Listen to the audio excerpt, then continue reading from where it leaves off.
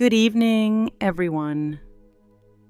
Tonight we're standing on a front stoop glazed with thin ice. The wreath pressing its cold citrus against the door while breath halos in the porch light. And somewhere inside a piano app plinks jingle bells, one note off like it's stumbling home.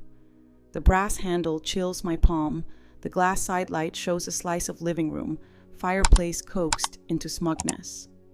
Stockings aligned like soldiers. And a sofa wearing a red throw that thinks it's the star. Snow learns the choreography of falling, then cancels at the last minute, leaving the air at 35 degrees and uncommitted. I set my gift bag down, ring once, and hear footsteps approach, then stop. The way a sentence does when it realizes someone is listening. So before you get too comfortable, take a moment to like this video and subscribe, but only if you truly enjoy what I do here. And in the comments, tell me where you're listening from and what time it is. I like seeing our little constellation of night owls. Now, turn off the lights. Maybe let a fan hum in the background. And let's begin tonight's journey together. The door does not open. It inhales from the other side. My daughter-in-law's voice sharpens, a ribbon turned into wire. "You don't just show up," Alana says, then louder. "For the fireplace and whoever it's warming. You are not welcome, Irene." A small hand, Julian's, her boy, skitters across tile. The words hit the door and frost there. Light joke 1. Whispered to the porch light, "You're doing great at illuminating, not at mediating." The bulb keeps its job, which is more than I can say for certain adults. "Thomas," I call gently, not to embarrass him, just to give his name a place to stand. My son answers with silence tight as a knot. The sidelight shows his shadow lift an arm and then let it fall. A pantomime of a man choosing the couch over the hinge. I knock once, the soft knock women use in nurseries and complicated kitchens. "I brought the cinnamon rolls you like," I say through wood and weather. The kind that make the pan sound happy. 35 degrees is the kind of cold that rehearses for miserable but hasn't learned the lines. It sits on my bones anyway. Elder wisdom reflection. Courtesy of my mother who could negotiate storms with a kettle when someone locks a door. Don't audition in the yard. Count your breaths. Count the houses on the street. Keep your dignity moving enough to stay warm. I count posts on the porch rail. There are 7. My pulse, reliably dramatic, wants me to tap them like a drum instead. I run a thumb over the ribbon on the gift bag until it learns obedience. Inside, Alana shouts again, the words strung with icicles. "She can freeze for all I care." There's a brittle crash, ornament or patience. The piano app gives up and returns to silence. The stockings don't blink. I hear my name in that tone the ambitious give it. Like an invoice, Irene. An accusation masquerading as a noun. Quirky fact for anyone ever kept waiting on a porch. At 35 degrees, about 1.7 degrees. Wet cold strips heat from you faster than dry snow at 20 degrees. Because water conducts your warmth away with engineer's efficiency. Add wind and it becomes a thief. Wool forgives. Cotton tattles. I pull my scarf higher and tuck my fingers into my sleeves as if that can change their major. I think about all the Decembers where doors opened and I was greeted by flour on cheeks and tape stuck to fingers. By my son's voice practicing the octave that carries kindness. I think about the long years since his father died. The small rented kitchens that learned our names, how Thomas and I built holidays from coupons and borrowed chairs. Alana did not like those stories. They carried dust and triumph. They didn't match her catalog. Academic phrase of the day, parental gatekeeping. The public argument that one partner's control over who gets to be family and how can protect kids or poison the well, with scholars sparring over what is safety. What is preference, and when boundaries become barricades. Tonight, the barricade has a wreath. "Mom, you should go," Thomas says quietly, finally, through wood and grammar.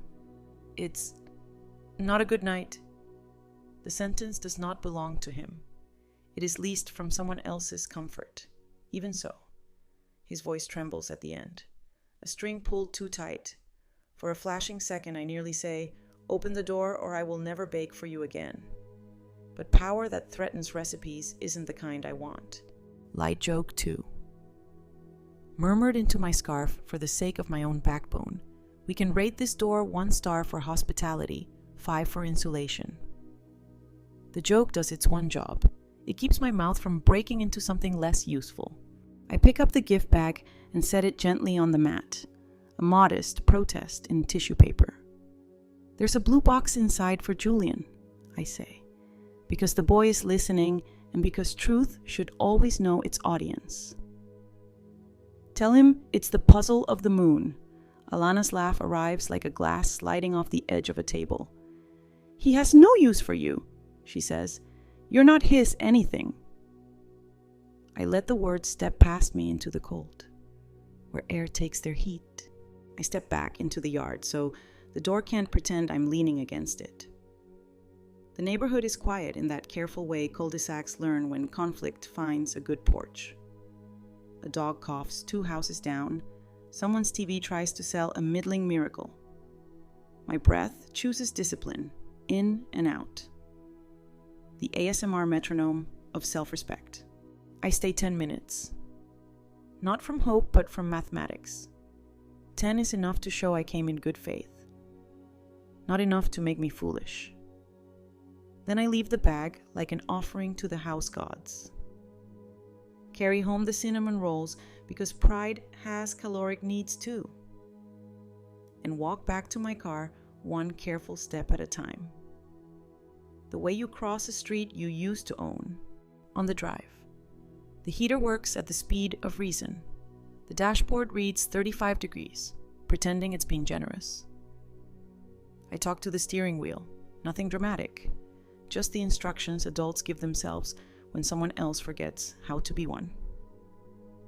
You will not text things that perform, I tell my thumbs.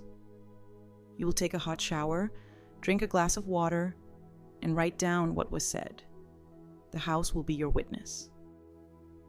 Back home, my small place performs its forgiving tricks. The light over the sink is the color of bread.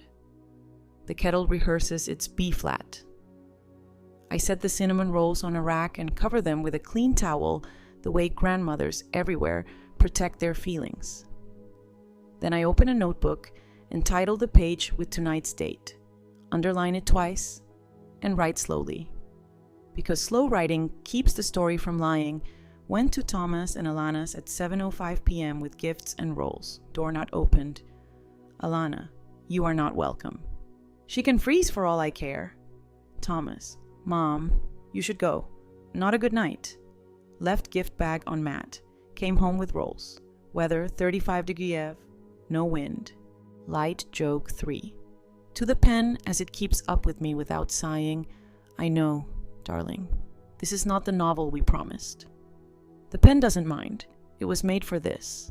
I make tea so plain it feels medicinal. The steam empties the last of the porch out of my ribs. I text Thomas a sentence without cargo. Got home safe. Thank you for speaking. Sleep well. No question marks. Those invite theater. No accusations. Those invite masonry. He replies with a heart that looks like it was typed under supervision. I reply with nothing. Quiet is a boundary too. Outside, someone's inflatable snowman leans, then rights itself. Ethics of air. I fold a blanket over the back of my armchair and sit, letting my bones learn the room again. A plan sketches itself in pencil. Not war, not retreat. Something calmer. 3 days for the truth to find an adult voice. Tomorrow. Call Elena. The friend who knows which rooms can hold this. Tomorrow. Tidy my papers. Tomorrow. Choose verbs that don't humiliate anyone, including myself, before I sleep. I I set the phone on the nightstand and slide a glass of water beside it. Witness and cure. I tell the room, in a voice I save for bedtime. We are going to be specific. The radiators agree with a soft applause. The window chooses a square of night to hold, somewhere across town. A fireplace keeps its confidence. A door practices being heavy, and in one blue box on a mat. The moon waits to be assembled by a boy who will someday call me what I already am. Morning let the heater speak first. Warm water unhooked the cold still clinging to my fingers, the way you tease out a stitch without yanking. I made a mild cup of black tea, broke a cinnamon roll in half, and dragged a chair to the window so I could write in good light. I wasn't about to turn myself into a detective in Act 2 of my own life. I was about to do the adult things you do the morning after a bad night. Shower, hydrate, make notes, clear the table. Light joke 1. To the towel steaming on the radiator, you're today's MVP, no press interviews, please. I opened my notebook and copied the words I'd heard at the door, exactly as they arrived. Slow handwriting keeps the story from lying. On the left margin, I wrote the time. On the right, the weather, 35 degrees F, and drew a neat line under no wind. I stuck a post-it on the cover. No long texts at night. That's a rule I invented years ago. After my husband died and I had to learn how to let missing someone soften instead of magnify under a keyboard. I called Elena Cho, the lawyer friend whose superpower is making a room calm by simply sitting down in it. Last night? She asked. I told it like you simmer stock, low flame, no splashing. Write it all, Elena said. If there was ice on the porch last night, there should be paper on your table this morning. She told me to meet her at noon for coffee and to bring my notebook and, if possible, a cinnamon roll to make the day behave. I cleared the table. Insurance cards, bills, a few photos of Thomas at 10, hauling a Christmas tree twice his size. Eyes bright like someone had turned on an extra lamp. In the years after his father died, we were a team of 2, my morning shift, his evening chores, both of us learning to distinguish the kettle's boil from the kettle's please clean me. I bought a neighbor's old sewing machine and paid light bills by hemming half the street's pants. Our Christmases were poor and loyal, one borrowed string of lights, a bowl of hot water in the center of the table to keep hands from cracking. Carols sung at a volume that let the next apartment sleep. Then Alana arrived like a glossy movie with a very loud soundtrack. I'm not against color, I'm against music that drowns out dialogue. She talked about standards, about the psychological hygiene of family meals, about curating guest lists to protect the energy. At first, I mistook that for healthy ambition, more plates on our table. It turned out she preferred fewer chairs. Sundays are for silence, she texted. Thursdays are family free. In time, every day got labeled as a quiet zone. Elder wisdom reflection, courtesy of my mother. Who could argue with flour on her hands and still win? Don't fight for airtime in the living room until you've found your kitchen. The kitchen here is the calendar, the paperwork, and anything you can count. I started keeping a standing Tuesday 8:15 a.m. call, a monthly postcard, and a modest transfer to a kids' book fund for whatever child was under their roof. When transfers bounced back, I kept the receipts, not to sue anyone, but to remember that I was trying in ways an adult can verify. Quirky fact for your mental junk drawer. Rip a strip of tape in the dark and you get a faint blue flash. Try bioluminescence. Break a bond. Excite a gas. Make light. I thought of the way Alana yanked the word family through the air between my son and me. Was that blue a warning or just a parlor trick? I sided with the kitchen bulb, bright enough to chop onions without nicking knuckles. I changed the water in a vase. The sunflowers drooped like people who know how to apologize. The washer filled, and the sound of water entering a drum soothed the phrases that had frozen at the door. My phone buzzed. Thomas. Mom, I'm sorry about last night. I'll call later. I put the phone down. Adults need exit ramps, too. I walked 3 loops around the block. Cold taught my lungs to open. Mrs. Patel from 2 doors over asked, "You okay?" I said. "Hot tea helps." She lifted her thermos like a tiny trophy. And for a second, I didn't feel like the person left on a porch. I felt like a person standing on the correct side of mourning.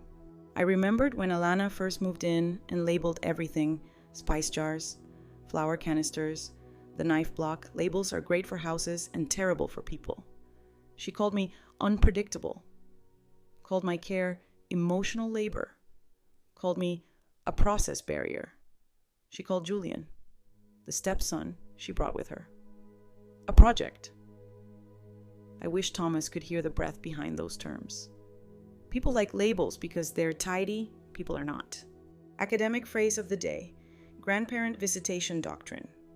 The public debate over how courts balance parental autonomy with a child's best interests. Judges worry about overreach. Families fear severed bonds. Scholars argue, when does meaningful relationship outrank parental control? And how far should the law tiptoe into someone else's kitchen? I don't want to judge in anyone's kitchen. I want the kitchen table back. At noon, I met Elena. The coffee shop was warm and unhurried. She listened without interrupting, then said, "Keep everything in nouns: time, place, sentence, no essays, send bullets." She gave me a short list for now. 1. Create a contact log: calls, texts, in person, whether a child was present. 2. Save screenshots of anything that matters. 3. Draft a simple message to Thomas offering scheduled, neutral meetups. 4. Do not answer bait. "It's like watering a plant," Elena said. "Consistent, light, no flooding." Light joke 2. To the barista, dusting someone's cappuccino with cinnamon. "Are you applying the precedent of cinnamon v. cocoa here?" She grinned. "I'm a parallel jurisdiction person. Both." I looked at Elena. That's the school I want to attend. Back home, I stuck a small whiteboard on my fridge. Conversation schedule: Tuesday, 8:15. Call: Friday, 6 ontuak. Text: Sunday, 10 onok. Photo. Under it, a reminder for myself: when they throw stones, bake. I mix batter, preheated the oven, and let butter make the apartment remember it had a heart. A notification popped up. Family, group chat, Alana created back when confetti fell easily. "House closes early tonight to preserve routine," it read. I didn't reply. I took a screenshot and dropped it into a folder named History. Then I drafted a note to Thomas. "I'll be home tomorrow, 8 p.m. If you'd like to call or stop by, the door's open. I'd love to see Julian at the bookstore for 30 minutes. Just reading. No heavy topics. If it suits him. We can repeat next week." I let the draft rest 10 minutes, like dough, then sent it. Quirky fact: second helping, disposable hand warmers run on iron powder, salt, and activated carbon. Expose them to air and the iron oxidizes, releasing heat. High school chemistry with good manners. If I'd had one in my pocket last night, I'd still have been cold, but less abandoned. I tucked 2 into my coat for future porches. At dusk, Thomas called. I could hear the quiet of a parked car behind his voice. "Mom, I'm sorry. Last night was wrong." I laid a pillow under my response. "Thank you for calling," he inhaled. "Julian wants to know, the blue box?" I described the moon puzzle, each phase a piece. Finished circle, faintly glow in the dark. "Nice," he said. "Tomorrow I'll talk to Alana about scheduling." I said only. "I'm free Saturday at the Maple Bookshop." After the call, I stood at the sink and washed the baking sheet like I was rinsing the day off without scolding it. Soap bubbles made a small choir. Light joke 3, To the tray with years etched into it, "You've testified for a lot of good cakes. Please continue exercising your right to remain shiny." The tray complied by catching the light. Before bed, I bullet pointed the day, spoke to Elena, sent a neutral visitation proposal, set the schedule, accepted my son's apology without letting it become a skeleton key, stocked my coat with hand warmers, baked. I added one softer line. "If a child is present tomorrow, use your Storytime voice." I turned off the lamp and left the stove light on, illumination for anyone fetching water in the night. The window saved a square of dark big enough for a star to pass through. Nothing grand happened. A room practiced pronouncing the word peace. Round and patient. No pressure. If someone knocks, I'll listen. Not to be let in, but to decide whether I want to open and which hand to use. Thomas texted at 9:12 a.m. "Maple Bookshop works. 4:30. Just reading." I thumbed back a simple "see you," then set my phone face down so the rest of the day didn't turn into a waiting room.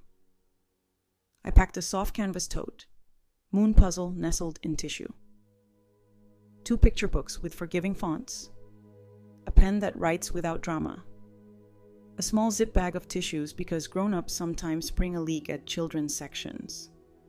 Light joke 1.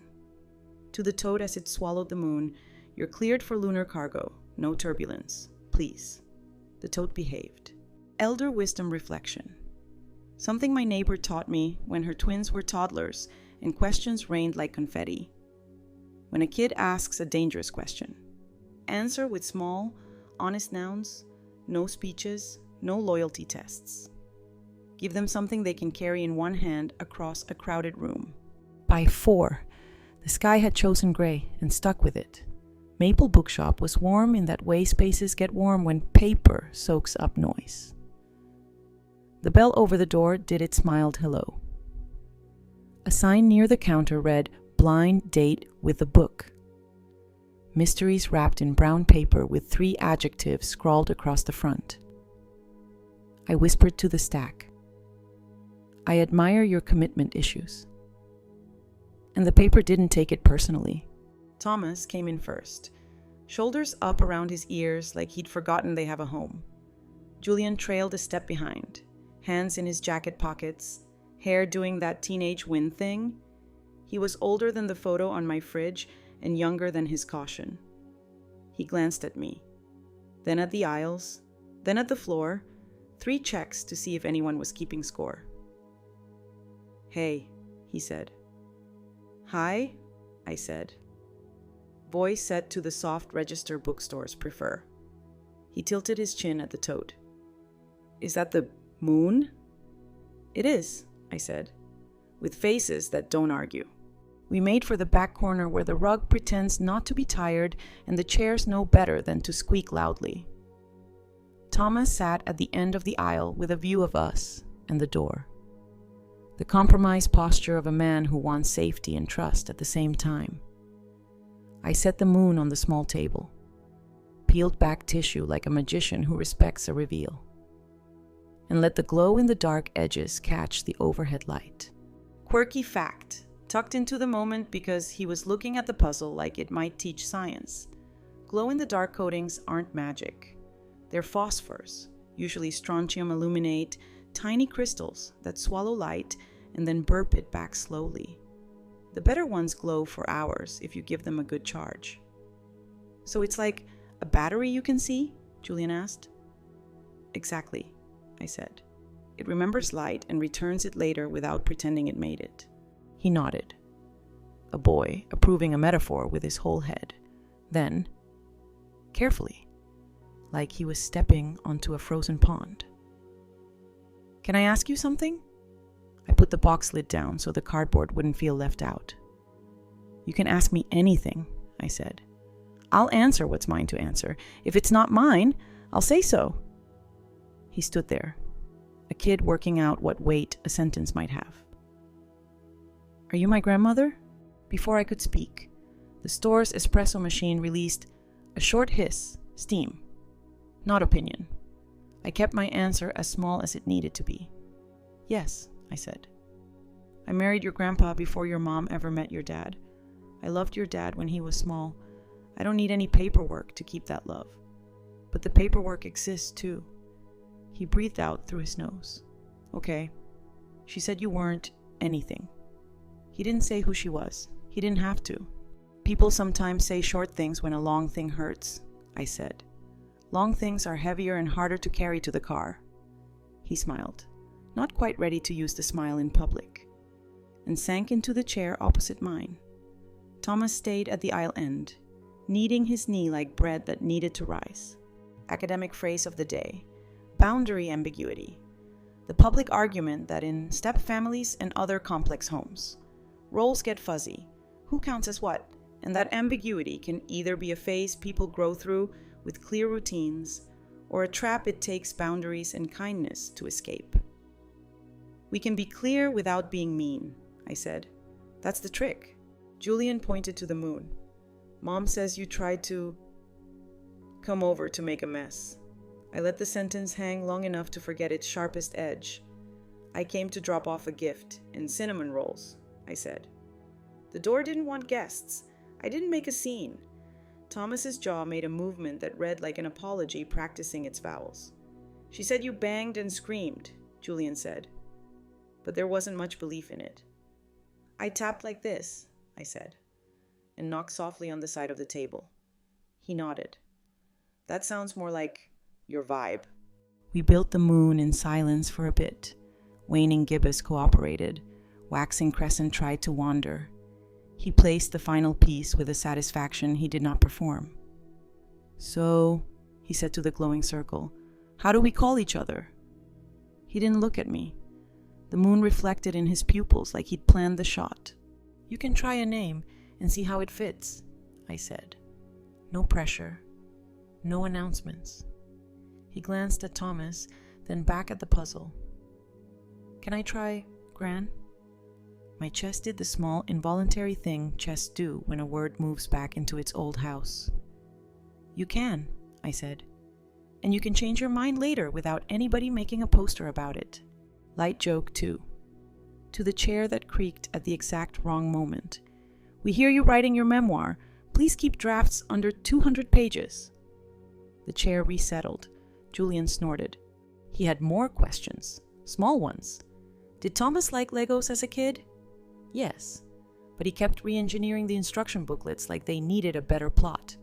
Did Grandpa fix radios like in the story? Yes, and he labeled jars extra screws and returned radios lighter. Do I bake lemon bars? Dangerously well. She says you make people choose, he added. Very quiet, a last-minute question he hadn't meant to ask. I'm choosing reading, I said, and opened the picture book. Want to hear one about a bear who thinks he needs a trophy before he's allowed to be soft? He nodded and let the top of his foot keep time on the rug. We read in the hush bookstore's practice, the one that loves children more than rules. Thomas shifted from the aisle end to a nearby bench, pretending to check his phone, actually listening. When the bear learned he'd been worthy the whole time, Julian looked up the way teenagers do when they absolutely refuse to share their feelings and accidentally set them down on the table. Huh, he said. Huh, I agreed.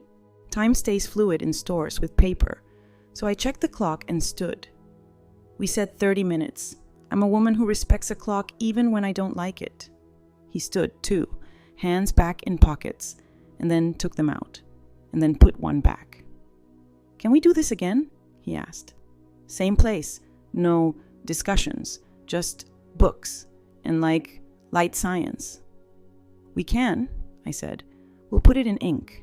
Thomas came over the way men brave the last 3 feet.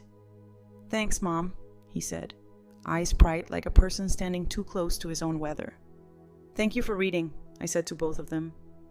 Thank you for not turning the moon into a debate. We walked to the counter. Julian hovered near the blind date with a book display, then grabbed one wrapped in brown paper that said, Adventurous, Kind, Bit Odd, Light Joke 3.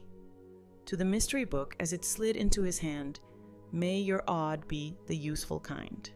He grinned, for real this time. Thomas paid like a man who doesn't want to spoil the silence with math. At the door, Julian looked over his shoulder. "Bye, Gran," he said, lightly, as if it were a password we were trying on. "See you, kid," I said, and kept my voice steady so the moment didn't fall over from happiness. They left. I stood in the smell of paper and coffee and let my bones file something under proof. Then I sat on the bench where Thomas had pretended to check his phone and wrote a short note to him right there, keeping Elena's advice like a metronome. "Thanks for today. I'd love to repeat Saturday morning. Same plan, 30 minutes, book only. I'll text on Tuesdays to confirm. No pressure, no secrets. If Alana has concerns, happy to hear them in writing so I can reply calmly." Send. Outside. The evening had darkened into the kind of early that makes lamps look braver than they are. I carried the empty tote home like a person who had gotten away with nothing dramatic and everything important. At my kitchen table, I added a new line to the whiteboard schedule. SAT 10:30, Maple, books plus Moon. In my notebook, I logged 4:30 to 5:02 p.m. Bookstore, present. Thomas, Julian. Activity, Moon puzzle plus 1 picture book. Outcome. Julian asked, "Are you my grandmother?" Answer, yes. Small, honest nouns. I made tea, the plain kind that never lies, and set the puzzle box on the counter to charge under the lamp. When I turned the lamp off, the moon kept a soft circle of light, like a promise that didn't need help to be seen. Some nights ask for trophies. This one asked for phosphors and patience. I can manage those. By morning, the moon puzzle had finished sipping last night's light when I killed the lamp. It held a soft circle on my counter, proof that remembering is a skill. At 8:02 a.m., a text blinked in. "Julian, bookstore was good. I told Mom I just read. She got loud. Am I allowed to say you're my gran?" I typed, then trimmed, then sent. "You're allowed to say what's true for you." Gently. I added a small moon emoji because teenagers should be reminded that faces are honest. Thomas wrote a minute later, "Thank you. Things were rough after." I rested the phone face down so it wouldn't become a weather vane. Elena called while the kettle considered singing. I recapped in nouns: bookstore, moon, the question asked, the answer given. "Good," she said. "You stabilized the room." We set a plan that fit in a sentence. Repeat the bookstore Saturday. Keep communication in writing. No doorstep debates. She also asked for screenshots and any paper with ink. "Receipts are journalists," she said. "They are most useful while still employed." Elder wisdom reflection. Stitched from a widow friend who babysat my courage years ago. When someone trusts you with a heavy secret, carry it at their pace, not yours. If you rush, you spill. If you slow down, you arrive with all the pieces still speaking to each other. At lunch, I wiped the counter like a person who believes in small order. Light joke 1. To the sponge as it glided under the jar of sugar. "You don't get hazard pay for glitter, but you deserve it." The sponge held its tongue, which is good policy for sponges and for grandmothers. Julian texted from school. "Can we meet near you? Quick. Need help with proof." We chose the library 2 blocks over, the table by the windows where winter sun throws itself like a rumor. He arrived with the fast walk of a kid who's late for a class called Relief, then sat and lined up his phone, a folded sheet of paper, and a dignity he hadn't used in public much. "She makes me send her money," he said, eyes on his thumbs, "for my campus job, for household contributions and gas, sometimes therapy co-pays, but then she buys stuff." He slid the phone over. "Transfers, neatest bruises, $120, $75, $90, labels that try to behave, dates lining up with her pictures from restaurants I couldn't afford when I was 35. He'd written rent share under one. "You're a minor," I said gently. "You're not the landlord." Quirky fact for the table. Delivered like a tiny umbrella for a storm, most store receipts are thermal paper. Coated with BPA or BPS, they fade fast in heat and time, which is why you photograph them while they're still loud. Evidence evaporates if you leave it on a dashboard. He blinked. "So, screenshots now?" "Right now," I said. We made a ritual of it. Screenshot. Airdrop to my phone. Email to Elena with the subject line, date, amount label. Light joke too. To his phone as it pinged each file across. "You're a reluctant historian and I respect your service." He huffed a teen laugh that didn't betray him. He unfolded the paper. "I recorded a part of last night," he said. Cheeks flushing in the way that means both shame and bravery. I paused, made room, nodded once. He pressed play. Alana's voice, brittle and bright. "She is nothing. You will not feed that old story." A clatter. Thomas's softer, "Enough," then the unmistakable thunk of a door. Julian stopped it with his thumb. The recording was legal where we live. The truth was legal everywhere. "I didn't mean to be sneaky," he said. You documented your life," I said. "That's allowed."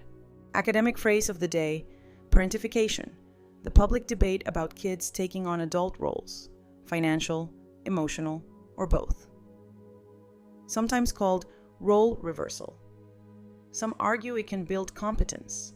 Many warn it steals a childhood and entangles loyalties. "You've been asked to be the wallet and the messenger," I said. "You get to hand both jobs back." We drafted 2 short texts, one from him, one from me, that did not start a fire. His. "I need my paycheck for school savings. I won't be able to transfer money anymore." Mine to Thomas. "For Saturday's bookstore visit, I'll cover snacks. Please don't ask Julian for money. If Alana has concerns, I'm happy to receive them in writing." We pressed send and watched the messages sail away like small boats with correct postage. At 3, my building's intercom coughed blue. "You made my son lie." Alana's voice burst through, already mid-monologue. "You slithered back in." The kind of sentence that eats its own tail. I pressed the talk button and kept my voice at library volume. "This isn't a good channel for heat," I said. "Please put concerns in writing." She laughed the way glass laughs. "Coward." "Adult," I said, and released the button. I texted Elena. "Intercom incident recorded." Then I wrote the time and words in my log, because paper stabilizes rooms after the exits slam. Thomas texted, "Fast. I'm handling it. Please don't come down." "I'm not," I wrote back, which was both restraint and mercy. Mrs. Patel's door cracked across the hall. Her eyebrows asked a question. I answered with a thumb up that meant, "We're fine, and also thank you for being an adult who notices." When quiet returned, Julian and I opened the moon box again and let our hands do a thing our heads could not wreck. He placed waxing crescent like it was a new habit. "Gran," he said, trying the word like a shoe in the aisle. "Can we keep this here, like a beacon?" "We can," I said. "It remembers light." He nodded like a person signing a modest treaty. He gathered his things, tucked his phone away with the dignity of a kid who just unlearned a job, and hugged me with one arm, which is the legal maximum in public for someone his age, after he left. I walked the room and did little resets that double as prayer. Tea on, window cracked, notebook open, light joke 3. To the kettle, as it cleared its throat, "Please audition for steam, not for sirens." The kettle obeyed. Elena arrived with her lawyer bag and a sweater that apologized for the weather. We lined up the day's harvest, screenshots, the audio clip, my intercom notes. She paged through, then put a firm finger on 2 items. We'll send a formal letter tonight. Cease request for the miners' funds. All contact in writing. Neutral public meetups only. Any further doorsteps will be treated as harassment. She looked at me over the paper. He called you Gran? He did, I said, and the word warmed the room 2 degrees. Good, she said. That's a boundary too. We also made a small, unglamorous plan for safety. Block the intercom after 9 p.m. Do not open the building door without seeing faces. Loop in the landlord with a factual note about noise on the call box. Boring is protective, Elena said. Boring is my favorite, I said, and meant it. She left at dusk. The apartment settled into its evening posture. All corners visible. No speeches required. I sat with the ledger and wrote today in tidy lines. Library table, 105-210, minor shows transfers labeled rent share, gas, copays, screenshots secured, audio captured of disparagement, texts sent returning financial boundary, intercom incident logged, council drafting letter, Saturday bookstore confirmed. Then, because I'm trying to be the kind of woman who notices the parts that make the rest possible, I added, boy said Gran, and the room did not break. I set the moon under the lamp for a long charge and laid my palm on the cool counter to borrow its steadiness. Outside, cars stitched a patient line. Across the hall, Mrs. Patel's kettle sang the same B-flat as mine, somewhere in a kitchen that preferred drama. Words were still trying to lift weights they had no business lifting. My window kept its square of honest dark. My phone slept face down. The moon drank light and promised to give it back later without performing. When I finally turned the lamp off, the puzzle glowed, quiet circle. No applause. That's my preferred kind of victory. The kind you can see in the dark. The kind that doesn't require anyone else to clap. The kind that tells a boy, you are not a wallet, you are not a messenger. You are a person with a brain that can read and a heart that can hold more than one name at a time. By mid-morning, Elena's letter went out. Short, factual, and unafraid. Stop soliciting the miners' wages. All contact in writing. Neutral public meetups only. Any doorstep drama will be treated as harassment. I printed 2 copies, one for my file, one for the building manager who appreciates paperwork almost as much as she appreciates quiet halls. Light joke 1. To the printer as it spat the pages, you're a tiny press course with toner on your hands. The printer refused applause, which is what you want from a printer. Thomas texted at 10:17. Julian needs his winter coat and backpack. Could we do a porch pickup? Daylight. I'll keep it short. I said yes, with 2 conditions in ink, 20 minutes cap, no threshold crossed. He agreed in a heartbeat, which made me proud and a little sad. Hearts shouldn't have to sprint for boundaries. Elder wisdom reflection. Borrowed from the neighbor who once taught me how to host a hard conversation without setting the table on fire. If you can't change minds, change rooms, rules, and clocks, daylight. Written expectations. And a time limit will carry more weight than the best speech you never need to give. I packed for porch weather like a gentle expedition, thermos of tea, spare gloves, a flat envelope with copies of the letter in case a porch needed reading, and 2 hand warmers that promised chemistry would be on my side this time. The sky had selected gray again.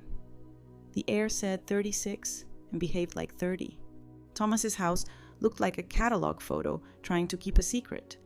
I stood 1 step down from the doorbell so the camera would catch me as a person. Not a problem.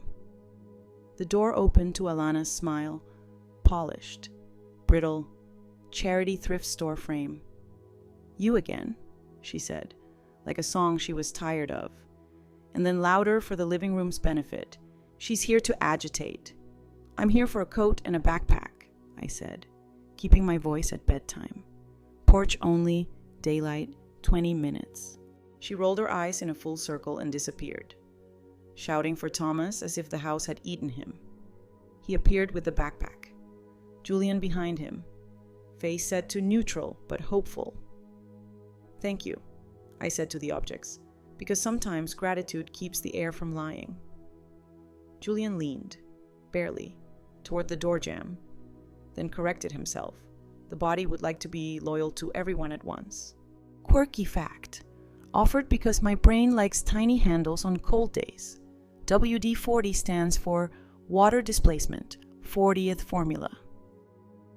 It took 39 misses to find the one that chased moisture out of hinges. Safety often sits on a failed stack. I watched the door hinge and wished somebody had been patient enough to name a house rule version 40. Alana reappeared with a coat and an accusation. You made my son declare financial independence, she said, letting each word strike the tile. He's a child. Julian stared at a spot 2 inches left of her shoulder and quietly said, I'm 17. Thomas put a hand on the frame like he was testing whether wood can absorb regret. I kept my thermos steady. We're moving money back to its correct job, I said, and we're moving conversations into writing. Academic phrase of the day, DARVO. The public argument in shorthand for a very old maneuver. Deny, attack, and reverse victim and offender. When called on harm. The person flips the script. I didn't. You're cruel. Now look what you've done to me. Psychologists use it as a map. It's not a diagnosis. It's a compass. The porch felt suddenly magnetic. Alana gestured at my envelope. What is that? A manifesto? 2 pages, I said. Short nouns. Thomas cleared his throat. We agreed. Porch. Quick.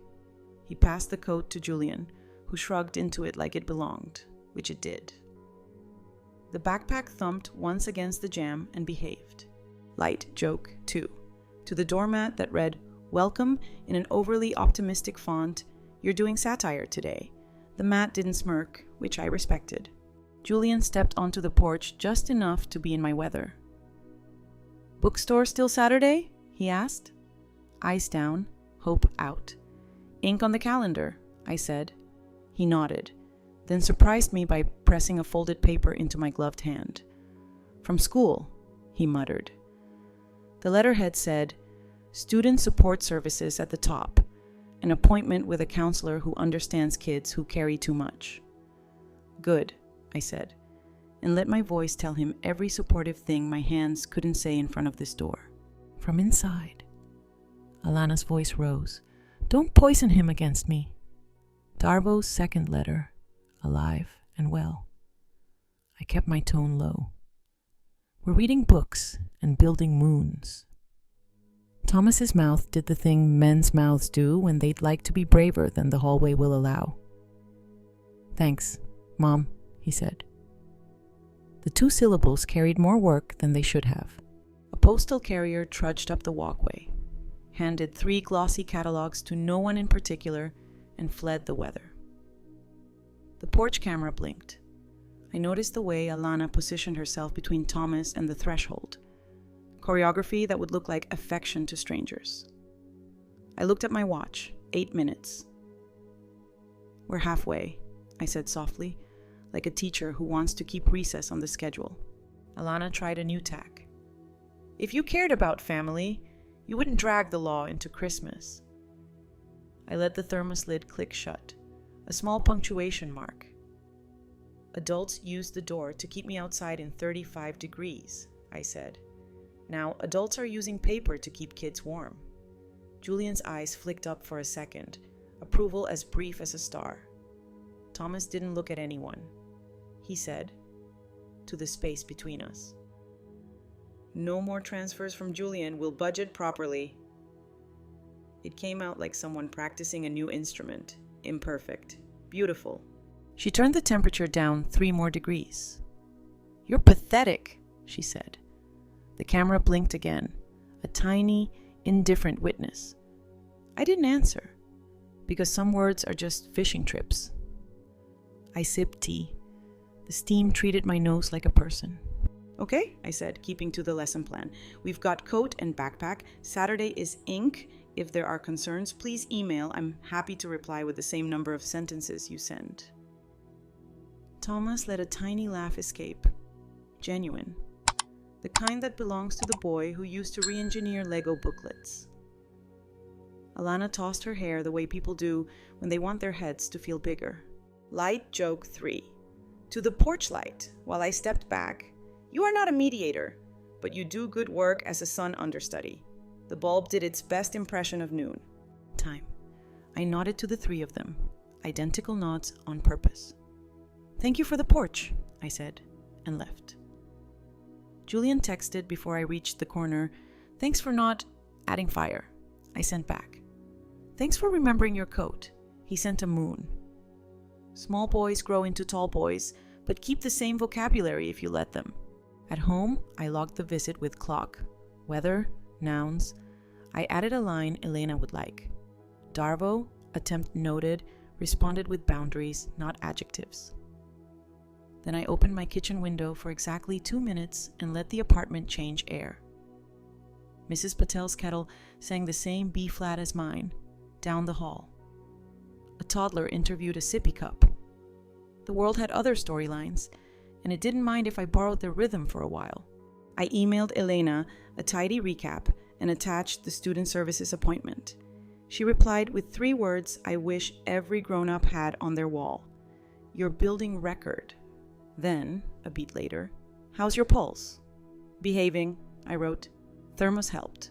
I sat with the moon puzzle under the lamp for its nightly charge and answered one last text from Thomas. "Thank you for staying on the porch," he wrote, which contained 2 apologies and a plan, if you looked carefully. "Thank you for opening the door," I typed, and stopped there. "Because reward what you want repeated." He responded with, "Let's do Saturday. I'll bring silence." I smiled at that. Because silence is a resource, and because sometimes men don't know they can choose it. I checked my whiteboard. Tues 8:15. Phone. Call. FRI 600. Text. SAT 10:30 Maple. Book Spa Moon. And drew a small star next to Saturday. Not because I believed in luck, but because I wanted my calendar to feel less alone. When I turned off the lamp, the moon glowed dutifully, the soft persistence of phosphors doing their job without applause. I pressed my palm to the counter to borrow its steadiness and spoke into the quiet with my ASMR voice. The one I save for rooms that don't know yet how to soften. We are going to keep this boring and kind. The radiator sighed agreement. Somewhere across town, a doormat rehearsed its satire. On my table. A printer cooled down like a newsroom going off shift. And in my phone. 3 short texts and 1 appointment kept the future from pretending not to see us. Saturday arrived in the steady key of errands. I packed the same canvas tote, moon puzzle. 2 new paperbacks. A pen that minds its own business. And slipped in a sleeve protector labeled Receipts and Notes because tiny folders make big days behave. Thomas texted, "On our way," which is exactly the amount of poetry I like before noon. Light joke 1. To the moon puzzle as I checked the glow, "You're cleared for another orbit. Please avoid dramatic re-entry." It glowed like a professional. Elder wisdom reflection. Handed down by a teacher who saved my son more than once. When someone tries to make you pick a person, choose a principle. If you pick a person, the room keeps moving. If you pick a principle, the room gets a floor. Today's principle, scheduled, neutral, no debates. Maple Bookshop wore its winter warmth like a good habit. The bell above the door did its modest hello. The espresso machine breathed like a polite dragon. Julian spotted me first, lifted the tote like a relay baton, and grinned without daring joy to get loud. Thomas hung back in the aisle with that now familiar posture, present, not hovering. Learning where to stand so the day doesn't tip. We took the back corner again. I set the moon puzzle to charge under the lamp while we read about a kid who built a radio out of scrap, and watched Julian's attention click into the kind of focus that makes adults quit messing with phones. "That's you," Thomas said. Low, when the radio finally caught a station. Julian shrugged and accepted the compliment with both shoulders, which is teenage gold. Quirky fact, whispered while we waited for a sentence to land. Most bookstores keep children's sections near the back not to hide kids, but to create a safe pocket, lower shelves for sightlines, soft rugs to slow feet, and corners that don't ambush parents. Design is a kind of love. We were sitting in love with good lighting. Half an hour passed like 8 minutes. We were closing the radio book when the bell over the door spoke a little louder than usual. Alana's boots, red and decisive, cut down the center aisle. She had the wrong coat for the weather and the right smile for a picture, which meant neither was for us. "There you are," she said to Julian, then to the room in general. "Time's up." Thomas stood but didn't rush. "We're on schedule," he said. "We'll be done in 5. Alana scanned the corner the way people scan their pantry for a fight. 5 is a lie, she said. "This is brainwashing." She took a step closer to the rug that has very clear ideas about what counts as inside. I put the picture book back on the table and kept my voice at bedtime. "We're happy to talk by email." She laughed once, the sound of a glass daring a counter to catch it. Academic phrase of the day, triangulation. The public argument that when anxiety rises between two adults, a third person, often a kid, gets pulled in to stabilize the system, becoming the messenger, the referee, the pressure valve. Scholars debate whether light triangulation is inevitable or always harmful. What's clear is that kids pay the tax. I thought of Julian's transfers labeled rent share, of the intercom, of the porch, and felt very certain about today's tax rates. She turned to Julian. "Get your coat. We're leaving." He stood, but didn't move. His hands were in his pockets. Then they weren't. He looked at the moon puzzle, at me, at Thomas, and then did a new thing. He looked at the space in front of him as if it were a microphone. "It's over, Mom," he said. 4 words, soft, a lever, not a flare. Everything in me wanted to speak. I didn't. I gave him room. The most expensive gift I own. "It's over," he repeated, still polite. No more taking my paycheck.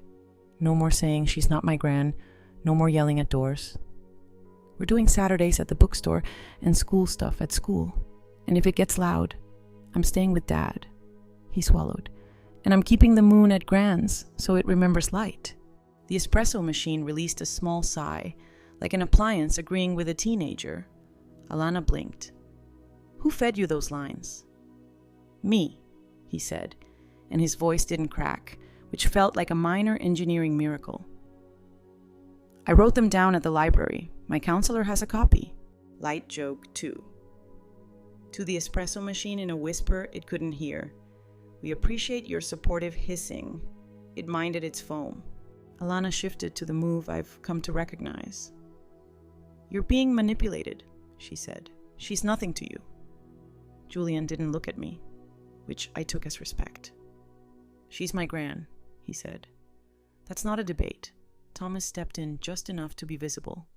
"Neutral public meetups only," he said, voice low. "Money is for school. We're answering email, not intercoms." She tried the last lever in reach. "You're making me the villain." Thomas shook his head. "We're making a record." He tapped his phone, not as a threat, just as a reminder that the world knows how to write things down now. Alana's eyes shone with the kind of wet that looks like sadness and works like acid. "Congratulations," she said to me, teeth polite. "You got your little coup." I kept my hands open on my knees so the recorder in my pocket could borrow steadiness from my bones. "We're keeping to the calendar," I said. "If you have concerns, Elena would be glad to receive them in writing." Julian picked up the moon box like a passport. "I'm going to the bathroom," he said to no one in particular. Which was very clever. Half the bookstore does not regulate bathroom statements. He walked toward the back and didn't look behind him. Alana lowered her voice. "He's mine," she said to Thomas. "You don't get to erase me." Thomas didn't flinch. "Nobody is erasing anybody," he said. "We're just reassigning verbs." He glanced at me, then at the door. We're done here. I'll email you tonight. We stood. I paid for the 2 paperbacks with exact change because exactness steadies hands. At the counter, the clerk glanced up with that professional kindness bookstores train into people and slid a small free bookmark across to Julian when he returned. A moon on one side and a line on the other. Keep going. He pocketed it like a secret.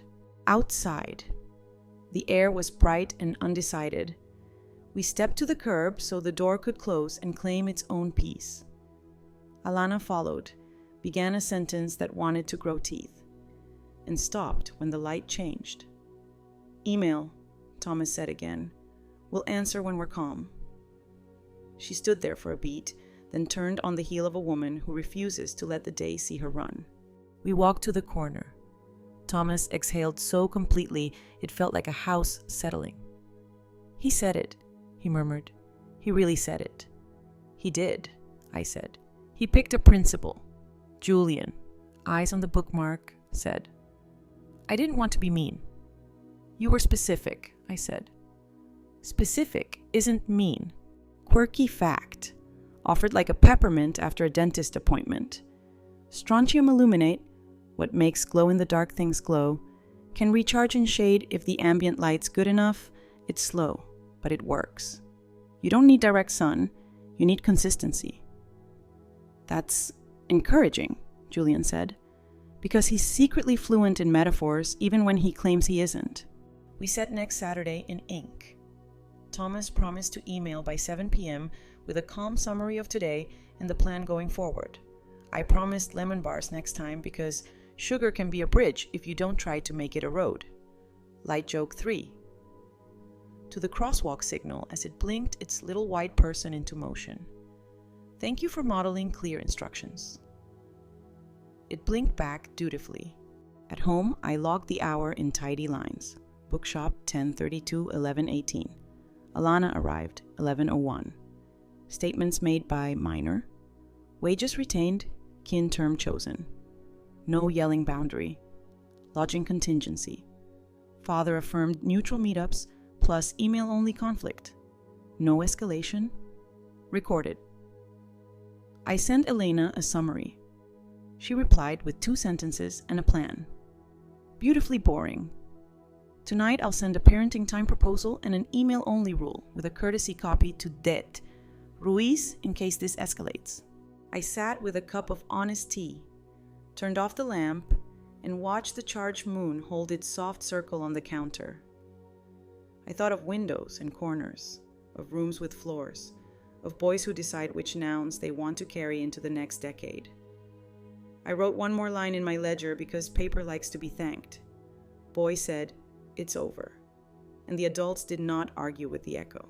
When night arrived, the apartment put on its quiet like a cardigan. The radiator sang its low B-flat. My phone stayed face down.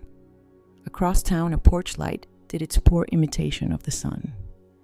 In my drawer, a little sleeve marked receipts and notes kept breathing like a very calm animal. The moon dimmed at the slow speed of a material that remembers light and returns it without fanfare. So do some families. If you give them a principle to stand on and a schedule that makes room for knees to stop knocking. Sunday moved like a careful broom, steady, not performative. Elena's parenting time proposal went out at 7:06 p.m., short enough to fit on a single screen. Saturdays at Maple Bookshop. 30 minutes. Book only. Midweek check-ins by text on Tuesdays. Email for disputes. No money requests from the minor, and a polite, "We'll consider more later if the calendar behaves." Thomas replied at 7:19 with "agreed," which, coming from a man who used to apologize to furniture, felt like progress you could file. Elder wisdom reflection. Passed to me by a widowed neighbor who once rescued my sanity with a clipboard. If a day feels wobbly, write it square, lines, margins, dates. Spines aren't always bones, sometimes they're ruled paper. Alana answered at 10:41 p.m. with a paragraph that wanted to be a bonfire. Elena wrote back with 5 sentences. each one a cool glass of water. Thank you. Received. Going forward. Please consolidate concerns into a single weekly email. Irene will not respond to messages after 7 p.m. Neutral meetups continue. Financial boundaries remain. You could practically hear the matches sulk. Monday. I did boring, which is the language healing understands. I ran laundry, rotated the moon puzzle under the lamp, and slid a slim sleeve labeled receipts and notes into my tote so I wouldn't be tempted to let good evidence nap in a junk drawer. Light joke 1. To the sleeve as it yawned open. You're a tiny museum with excellent curation. No dramatic exhibits. Please. The plastic did not clap, which is my preferred level of enthusiasm from office supplies. Julian texted after school. Counselor wrote a note for Dad. Can I send? It arrived as a PDF that smelled like effort. It didn't diagnose. It described. Student is experiencing role strain and financial over-responsibility at home. Recommends scheduled contact with trusted adult relatives in neutral settings. And financial autonomy for wages earned. I printed it twice. One for Thomas, one for Elena, and slid the extra into the sleeve where good paper learns to make friends. At noon. Thomas and I met Elena in her office, where the ficus minded its own business and the lamp understood faces. We laid out the last 48 hours in nouns. Elena filled a white pad as if it were payroll. We're building a record of reasonableness, she said. Courts love boring. Also, Ded Ruiz will want a tidy packet if the door ever graduates from rude to reckless. Academic phrase of the day. Intermittent reinforcement. The public argument that unpredictably timed rewards, a sudden kindness, an unearned allowance, a surprise apology, make behaviors more stubborn and harder to leave. Psychologists note it's the backbone of casinos and many apps. And the debate now asks how to design ethics into systems and relationships that have profited from the hook. Alana's pattern, Elena said gently. Hot, cold. Yes, no. Door open, door slam. Teaches the body to wait for jackpots, your plan, calendar, ink, neutral rooms, unhooks the slot machine. In the afternoon, Julian asked for help with a history thing, not a snoop, an internet search with adult supervision. We met at the library because books are referees, and the chairs tell you how long to stay. He had 3 facts: his mother's maiden name, a city 2 moves ago, and a rumor that she'd been married before. We started with public marriage indexes, then the county clerk's site 2 counties over. We found a certificate from 12 years ago, a divorce 9 months later, another marriage 3 years after that, with a petition that cited irreconcilable differences, and a small claims case with a name I didn't recognize and a line that looked a lot like personal loan, unpaid. Quirky fact for fellow paper chasers, the old books smell in library stacks sweet. A little like vanilla, comes from lignin breaking down into vanillin. Wood pulp ages and the air remembers cookies. I breathed it in and felt the room approve of our small, careful archaeology. We asked the librarian for the microfilm of a local paper. She threaded the reel like a person who has rescued many stories from the dark. And we scrolled. A wedding announcement. Polite and rosy. Later. A brief about an apartment fire. No injuries. Investigation ongoing.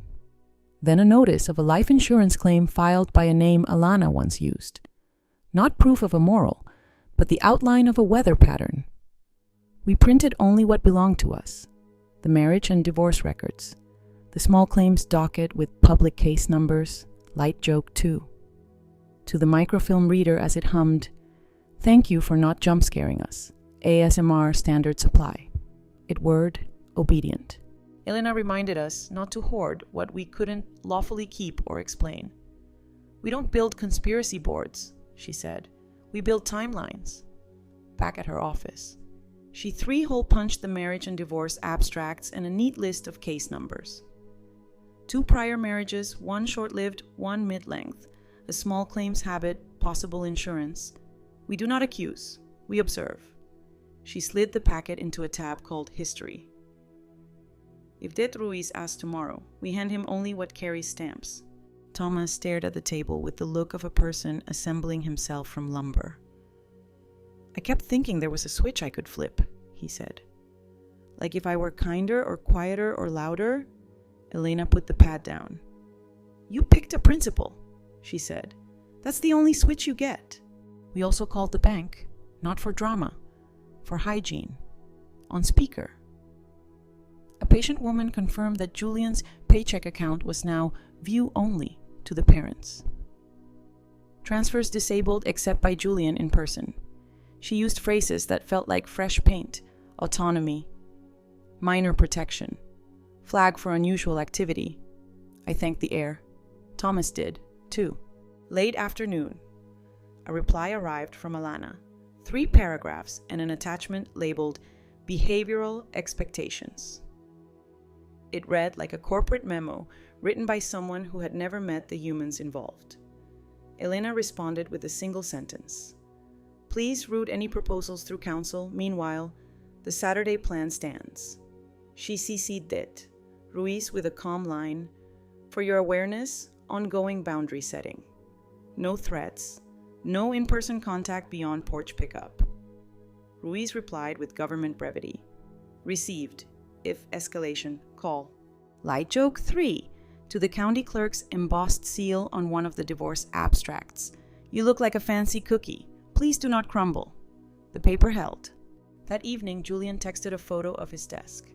Bookmarks, a cheap lamp, the counselor's appointment card, the moon puzzle instruction sheet. Setting up my study zone, he wrote, trying to make it boring on purpose. I sent a photo of my own table, whiteboard schedule, pen, the sleeve of documents, a cooling rack with lemon bars behaving themselves. Same, I wrote. Boring is the new brave. Thomas called from his car. She's mad, he said, then added, as if testing a new gear. And we're sticking to email. I told him about the prior marriage abstracts. Careful to avoid adjectives. He exhaled. Pieces that explain, not excuses, he said. Okay. We set tomorrow's plan. He'd forward the counselor's note to the school. I'd scan and file the stamped records. Elena would package a clean packet for Ruiz in case. No heroics, just chairs and clocks and stamps. Before bed. I wrote the day into my ledger. Monday, proposal acknowledged, weekly email rule, counselor's note in file, bank autonomy confirmed, library records, marriage, a divorce, printed with public stamps, no doorstep incidents, Ruiz CC'd, Saturday plan intact. Then I added a line to thank the tools. Microfilm reader kind, printer truthful, sleeve brave, lemon bars uncontroversial. When I turned off the lamp, the moon puzzle kept its soft circle on the counter like a principal refusing to audition. Outside. Streetlights coached the dark into good manners. Across town, a porch light rehearsed being the sun and failed politely. In my kitchen, the radiator hummed its old B-flat, and my tote, small museum, excellent curation, rested by the door, ready to carry names and dates instead of speeches. Tomorrow, Elena will stack the packet, Ruiz will drink something too strong and nod at stamps, and our little plan will keep holding the room still enough for a boy to study under a lamp that doesn't lie. And if the slot machine tries to sing again, we'll point to the calendar and let boredom do the work of mercy. By 9, the packet had a spine. Elena's tabs marching in tidy order, dates behaving, stamps looking like tiny suns that never burn out. Det. Ruiz texted, swinging by 10, and arrived at 9:57 with 2 other people who introduced themselves the way careful folks do, badges low, voices low, eyes kind. Special Agent Rivera, Special Agent Ko, they said, setting down cups that smelled like the bureau drinks its coffee on purpose. We took the conference room with the good lamp. The ficus minded its own business like a seasoned notary. Elena slid the packet across. Nouns? She said. No adjectives. Ruiz smiled like he'd been waiting all week to hear that sentence. He pressed record with a click that sounded like a room choosing to tell the truth. S.A. Rivera did the overview. Money transfers labeled as chores. Requests to a minor. An attempted isolation move. No gran. A porch incident in 35-degree weather. The bookstore confrontation. And the paperwork trail from marriage records to small claims dockets. S.A. Co. asked for the audio clip from the intercom in the bookstore. I handed over my phone and watched him airdrop with the respect of a person who has done this before. Elder wisdom reflection, gifted to me long ago by a widower who once explained court hearings in the same voice he used to explain recipes, when people with clipboards are finally doing their jobs. You do yours. Sit up. Tell the truth. And don't narrate your feelings to the ceiling. Let the table carry the weight. Here's what we're looking at, Rivera said, pen pausing, eyes on us instead of the paper. Potential wire fraud if funds moved across state lines under false pretenses. Possible benefits fraud if certain copays weren't copays. And a pattern of witness intimidation, attempts to keep a minor or an elder from speaking freely. We don't promise headlines. We promise process. Co added, no public fireworks. We like boring. Elena and I almost said same in unison. Light joke 1 to the tape dispenser as it offered up a clean edge without making a scene. You are the most underrated intern in this room. The tape minded the evidence sleeves with monk-like focus. They asked for our statements in triplicate. My timeline of porches and bookstores, Thomas's porch sentences and Saturday plan, Julian's transfers and the counselor note. We read what we'd written already. They corrected nothing. They only asked for clock times and addresses until the map felt like a map again. Ruiz reminded us gently, no doorstep conversations, no social media commentary. If it needs saying, say it once to a recorder or a lawyer. Quirky fact, offered by Co. while we waited for the copier to complete its tiny marathon. Those tamper-evident evidence bags use pressure-sensitive adhesives that print void in a crosshatch if you try to peel them back. Also, never seal wet items because they'll off-gas and ruin what you're trying to save. Evidence likes patience, he said. So do teenagers, Rivera added. We all pretended not to smile. Next steps, Rivera said. We'll talk to Miss Pierce this afternoon, based on what we've got. It may be a soft knock and a voluntary interview at our office, or a pickup if she prefers theater. Elena lifted a brow. We prefer chairs. So do we, Ruiz said, gathering the packet into a calm pile. We'll keep you posted. Meanwhile, stick to email. Academic phrase of the day, trauma-informed interviewing. The public argument that investigators should structure questions and rooms in ways that reduce harm and increase accuracy for people who've lived through intimidation or coercion. Advocates push for neutral spaces, open-ended prompts, and non-judgmental pacing, while critics worry about lost urgency or overly gentle approaches that miss lies. Rivera waved a hand at the lamp, the water glasses, the way we were seated. We try to make rooms like this, he said. People remember better when their bodies aren't bracing. They left with courtesy and a packet that looked like it believed in itself. Elena exhaled through her nose like a kettle deciding against a whistle. Soup? She asked. Soup, I said, which is a legal term in our friendship for you did enough for 1 hour. At home, I ran a cloth over the counter, a ritual that doubles as prayer. Mrs. Patel knocked once and set a Tupperware on my step like a blessing with a lid. For your nerves, she said. It is lentil. It does not lie. Light joke, too. To the Tupperware as it clicked shut after a taste. You are a better sedative than anything with a child-proof cap." It shrugged modestly, as only plastic can. At 2:11 p.m., Elena's name lit up my phone. "Update," she said, voice low but not dramatic. "Agents are with Alana now. She chose theater. They downgraded it to a hallway. No cuffs on the porch. A voluntary ride to the field office. Ruiz asked that we stay parked. No commentary, no drive-bys." I pictured the door that once pressed cold words into my bones.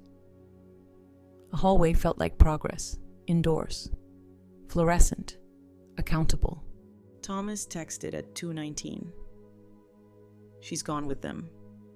A minute later, "Julian with me." Then, after a longer pause that made sense only to men who are learning how to finish a feeling, "Thank you." I sent a heart in the exact shade of a legal pad, which is to say, I sent a heart with a spine. The afternoon tried a false start at panic. I redirected it into laundry. Socks do not argue. I ironed a pillowcase because I come from people who believe flat sheets calm the mind. I put the moon under the lamp to charge for no reason that a scientist would certify, and every reason a grandmother would. Light joke 3. To the iron as it sighed, "We press wrinkles. We don't interrogate them." The iron obeyed. By 5, Ruiz texted, "Interviews complete. Expect formal, no-contact reminders. Possible charges. Fraud. Attempted intimidation. Will coordinate through counsel." Elena followed with, "Prepare a brief victim saw witness statement for the record. Keep it nouns." I opened my notebook and wrote the cleanest paragraph I've got. On Christmas night, I was kept outside in 35-degree F and told I was not welcome. In January, I was called nothing over a building intercom. My grandson's wages were solicited and received under the label of household contributions.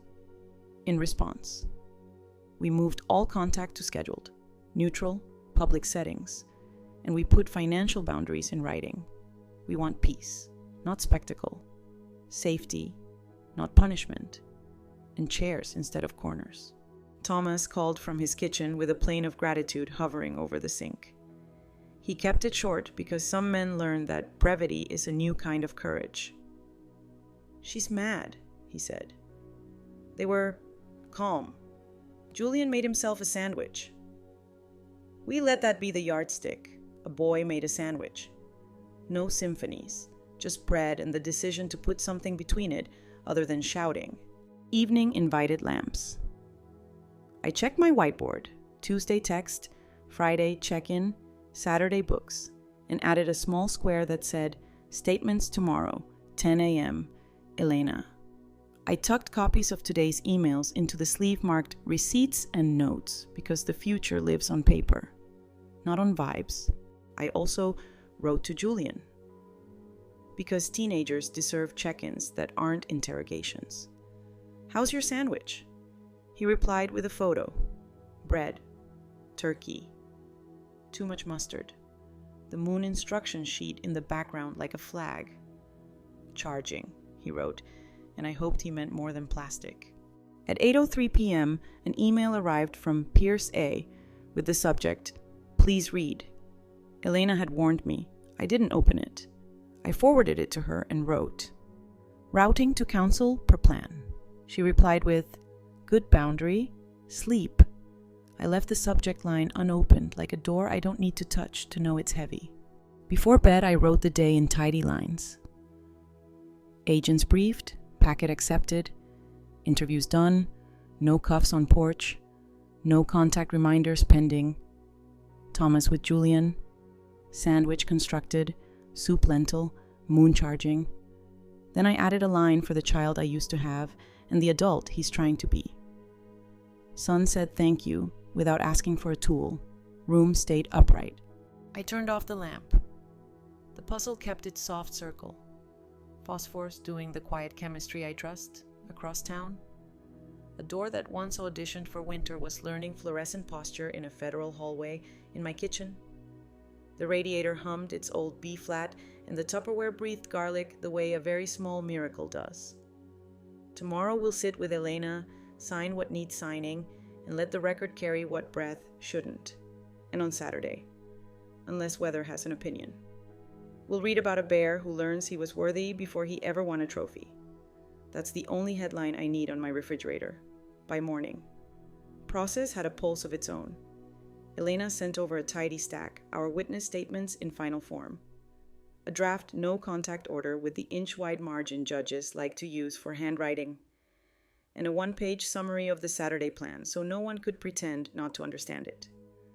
I initialed in blue, the color that refuses to wash out, and felt the room lower its shoulders.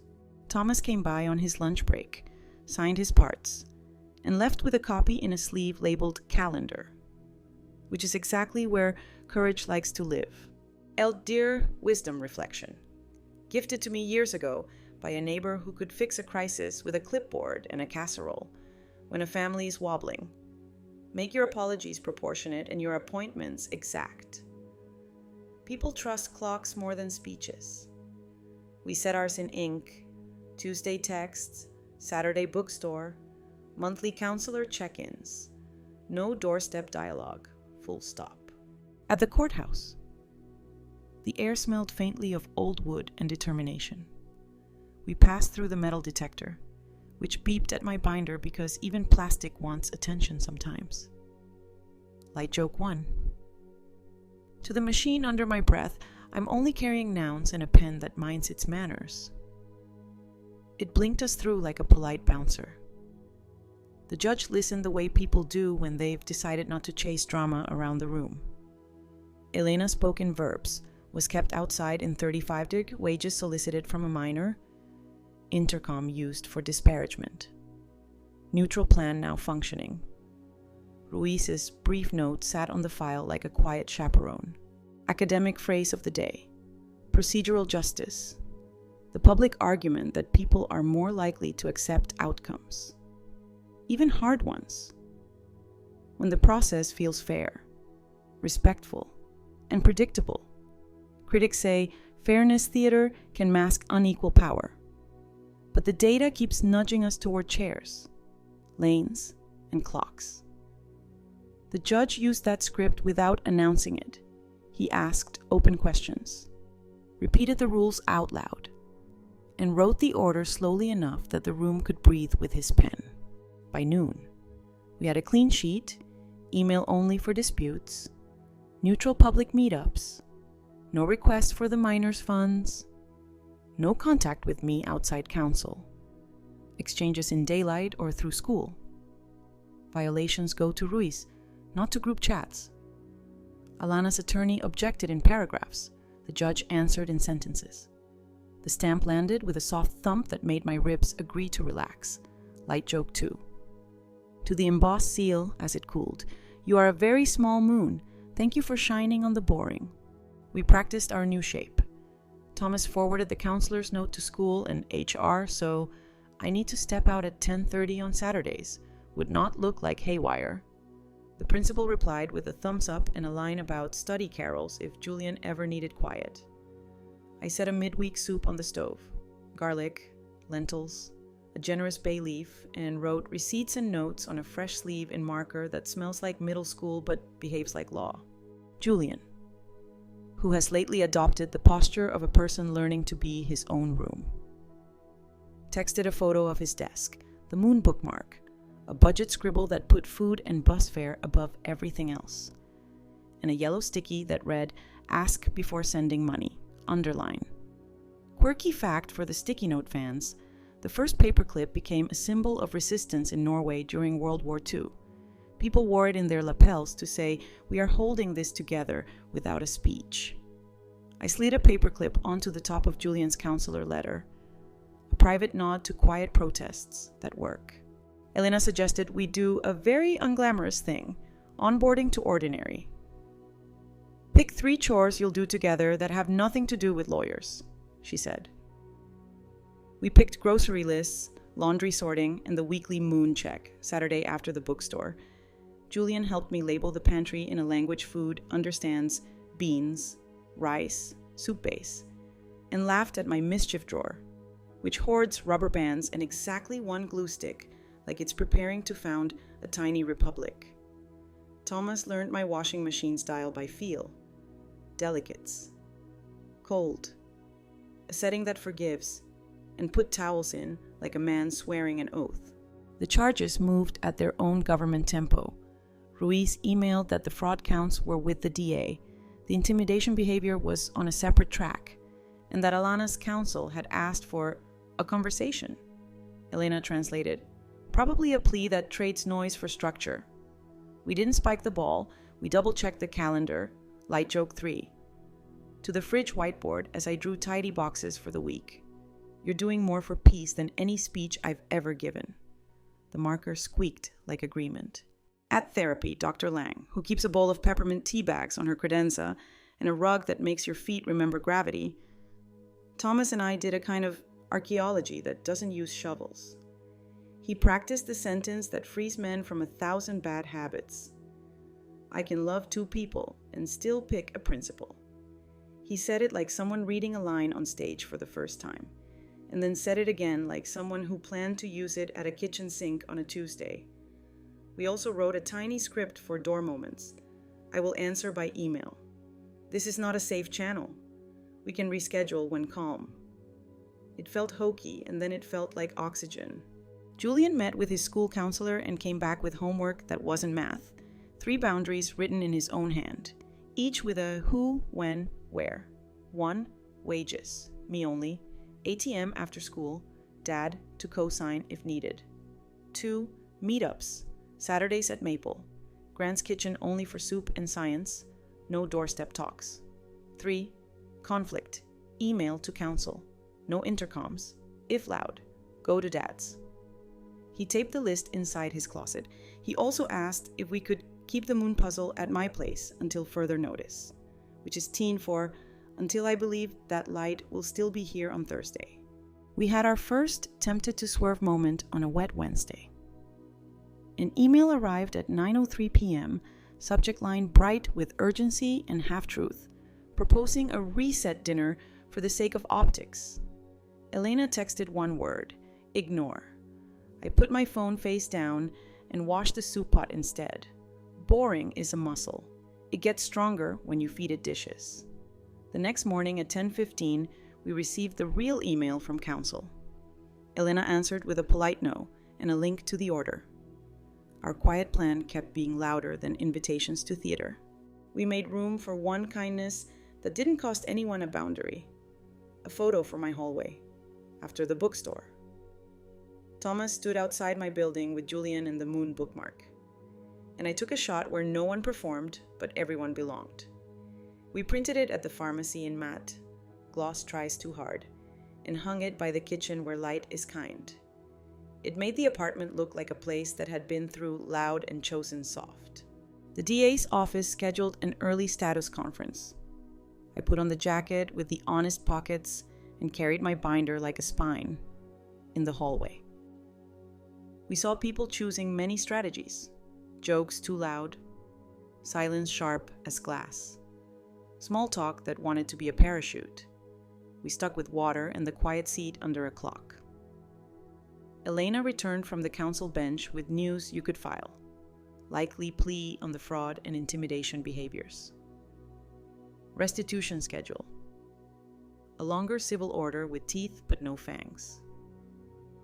And a requirement that any contact about Julian go through a parenting app that logs tone and time. It didn't feel like fireworks.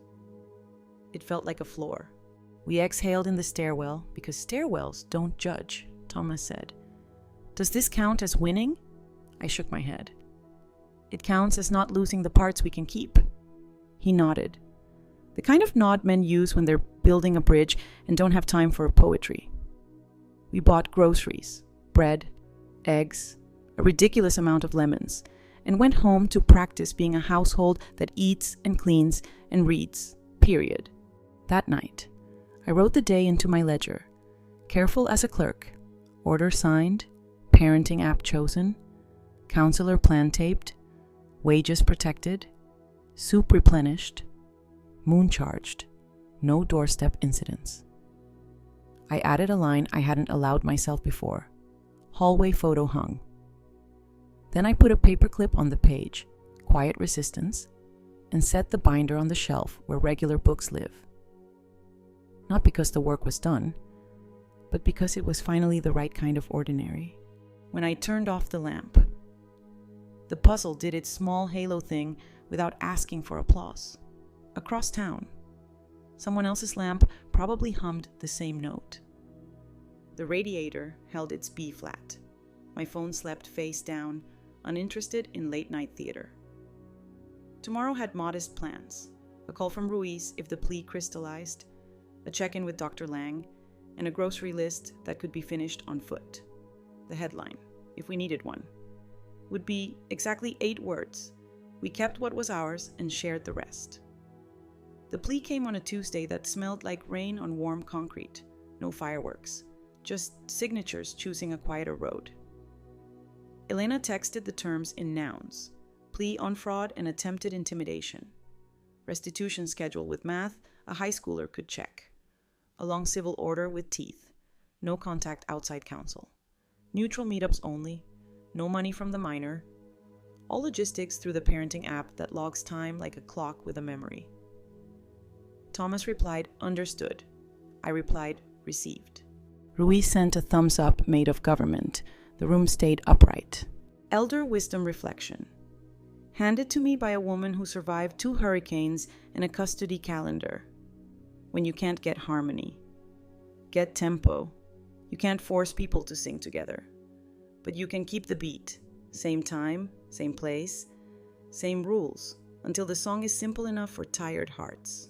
The parenting app arrived in our phones with the personality of a clipboard. Light joke 1, sent to the login screen under my breath. You are a very serious rectangle.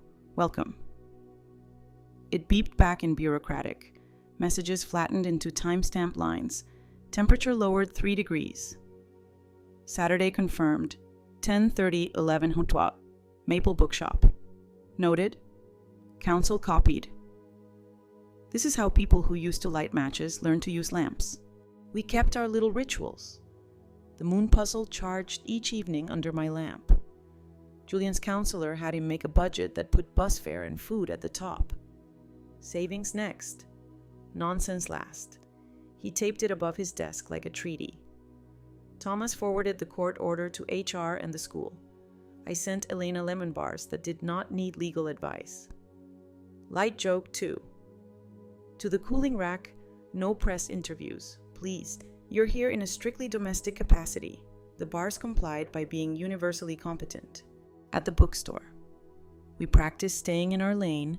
We read a slim novel about a boy who repairs a weather station and, by accident, himself.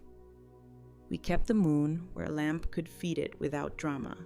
When the bell over the door cut the air sharper than usual, we didn't look up, our bodies learning that you can let a door be a door without letting it be a fire alarm. Quirky fact for a corner stacked with bears: the teddy bear was named after Theodore Roosevelt, whose refusal to shoot a tied-up bear on a 1902 hunt led to a political cartoon. A Brooklyn shopkeeper made a stuffed Teddy's bear. And on another continent, Margaret Steiff was sewing her own jointed cups. 2 soft inventions, 1 human need, a brave thing to hold while you rest. Julian listened, then said, So 2 people had the same idea at once. Happens more than you think, I said. Light wants out. Academic phrase of the day. Parallel parenting. The public argument that when cooperation isn't possible. Structure can still protect kids. Low contact routines. Written rules. Clocked exchanges and neutral spaces. Advocates say it's kinder than forcing conflict. Critics worry it cements distance. Our version is humble. Saturdays at Maple. Counselor notes. An app that remembers tone and time. It doesn't warm a frozen door. It warms the person waiting outside it. By spring, the parenting app looked like a small bridge. Saturday confirmations. School logistics. A copy of Julian's robotics schedule. He joined, quietly. The note that he'd like more science, less spectacle. Thomas got good at setting timers and not narrating his feelings to a hallway.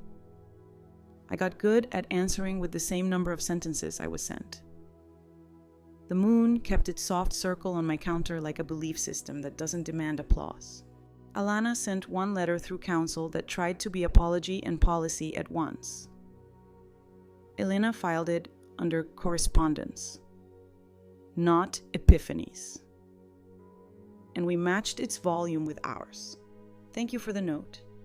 Adherence to the order continues. See attached calendar. When a reflex wanted to sprint at 10:40 p.m. at a subject line in all caps, I washed the soup pot instead. Boring is a muscle. We were getting definition. We added a telescope to our small inventory of light. Nothing fancy, just enough glass to teach a city kid how to pull Saturn out of haze. On a clear Friday, Julian set it up in the alley behind my building where the street light is merciful and the neighbors are nosy in the kind way. Thomas angled the tripod. I made cocoa thin enough to drink without burning the mouth on impatience. Julian leaned over the eyepiece and went still. The kind of still I now recognize as joy, learning to stand without wobbling. Rings, he whispered. They're really there. Light joke 3. To the planet that did not ask for our commentary, thank you for staying in your lane for a few billion years. Saturn refused to dignify me with a reply.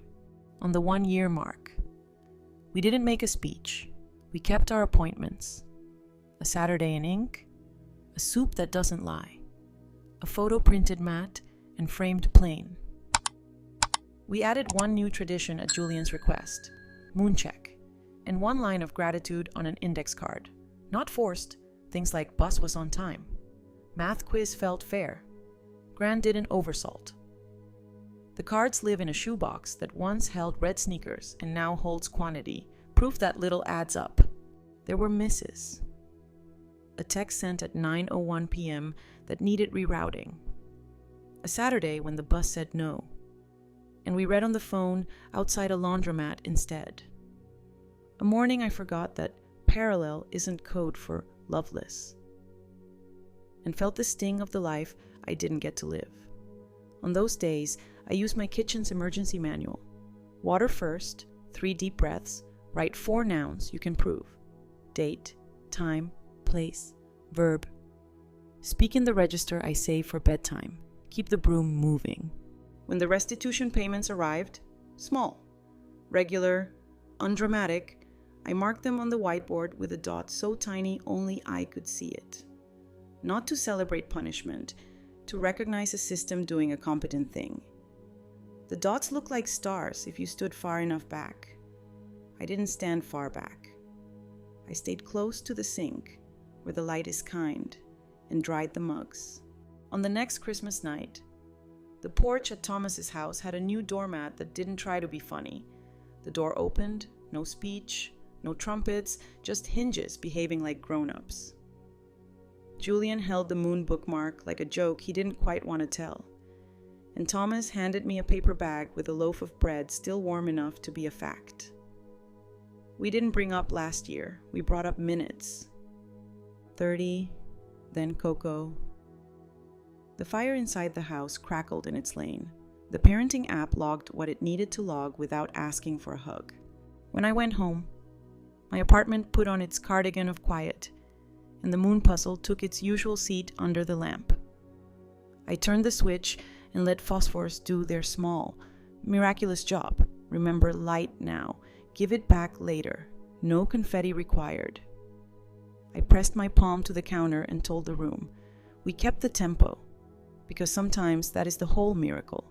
Not harmony, not heroics, just time kept clean enough for kids to grow inside it. The winter begins with a door that refuses to open and a sentence thrown through wood, you are not welcome, and the cold, measured at 35 degrees, teaches a grandmother to keep her breath even and her nouns tidy instead of exploding. She calibrates, logs times, photographs receipts before they fade. routes feelings into a ledger that cares about dates. A lawyer with honeyed steel translates panic into process. A detective and 2 agents collect statements like careful librarians. A counselor names roll strain and hands a teenager back his paycheck and his voice. The family chooses tempo when harmony won't come. Saturdays at Maple Bookshop. 30 minutes of book only. A parenting app that flattens drama into timestamps. A porch rule. A daylight rule. A no money from the kid rule. Evidence learns to walk. Intercom audio. Porch temperatures, transfer labels. Marriage dockets, and the state answers with a plea. Restitution that behaves like arithmetic. And a long civil order with teeth but no fangs. The adults pick a principle and stand on it until the room develops a floor. Boring becomes brave. Soup instead of spectacle. Logs instead of speeches. Lamps instead of matches. The boy tries on Gran like a shoe and keeps it. He writes 3 boundaries in his own hand and tapes them inside a closet. He learns that phosphors remember light, and so do people when given a schedule and a chair. There are small mercies. An unremarkable hallway interview. A sandwich made without commentary. A telescope aimed at rings that have minded their lane for longer than arguments last. A year later. A door opens with no speech. The moon puzzle holds its soft circle, and the parenting app logs what it must without making anyone bow. The win is modest and complete, not losing the parts they can keep, and learning that rest is a practice, not a pill, kept alive by ink, clocks, and rooms with windows.